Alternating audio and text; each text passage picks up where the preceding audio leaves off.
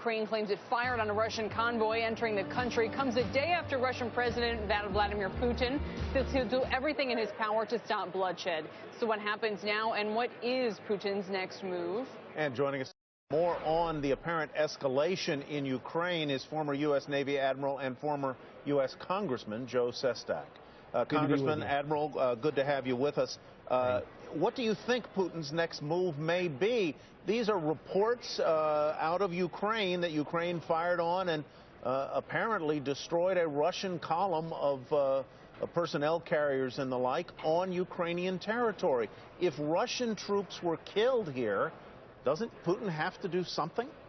Well, he doesn't have to do something, because obviously these armored personnel carriers that were in a convoy was breaking the territorial integrity of Ukraine. Ukraine had no choice for two reasons. One, it was breaking the territory border. And second, you know, Ukraine has finally gotten a bit of its act much better together, and they are actually having a successful advance against the rebels in the eastern part of their country.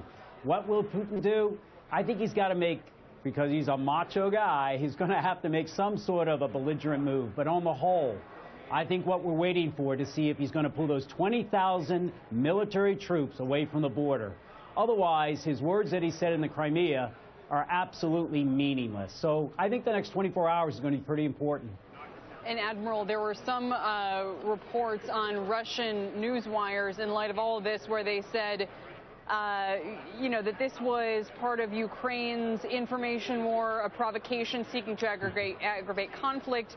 And then I saw on RIA that Russia is concerned over U.S. military activity near the border. This rhetoric reveals what to you? This is just rhetoric, and everybody knows that. I think the United States has to, above all else, remain firm. With President Obama going to Estonia to make sure that those NATO countries that used to be in the former Soviet Union, like Lithuania and Estonia, that we are going to protect you because you're part of NATO, is absolutely critical. Second, I think the United States has to take some quiet other steps with NATO. So, for example, there's a pretty ad hoc command center in Poland. We have Danish personnel there as well as Polish. NATO, and that's what President Obama is going over to Europe initially for the first week of September, should build that up to more of a settled command center. Doesn't mean we'd move troops over into Poland, but it begins to show you've gone pretty far here, no further, Putin. And finally, economic sanctions. We all know Russia's nothing but a gas station. That's how all its wealth comes to the elite. Their gas station's about to run out of gas because the Western Siberian fields are empty in the next 10 years. They need our technology to develop the Eastern Siberian fields. Pretty tough to get to. And I think we have to seriously try to have a change in the energy scenario out there, where we in Western Europe have a lot more independence, and Russia can't just willy-nilly be opening and closing the throttle. So subtle but pointed moves with respect to NATO, a ramping up, a tightening if Putin moves more aggressively in Ukraine, a ramping up of economic sanctions.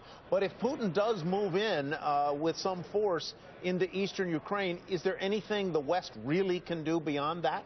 We are not going to be putting troops into the ground in Ukraine. I mean, you remember, Tyler, in the old days, I'm sure you weren't born then in '58, where they where they went into Hungary, yep. Or in '68 when they went into where my father came from, Czechoslovakia.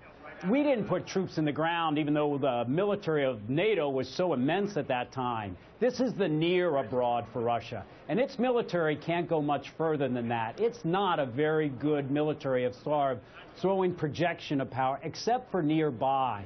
So we aren't going to get in there with our troops on the ground. The cost is not worth the benefits. But we've already seen the prices are going up on the foodstuffs where Putin is not importing fish or poultry from us. And notice that his speech that you brought up early in this interview that was made in the Crimea, he did not put that in all the public stations throughout Russia, which means they're already beginning to have a little bit of concern if the public, which used to be able to have good food coming in, isn't any longer, and prices are going up, that maybe these sanctions are what's going to occur. So no, this is a different environment than just military troops.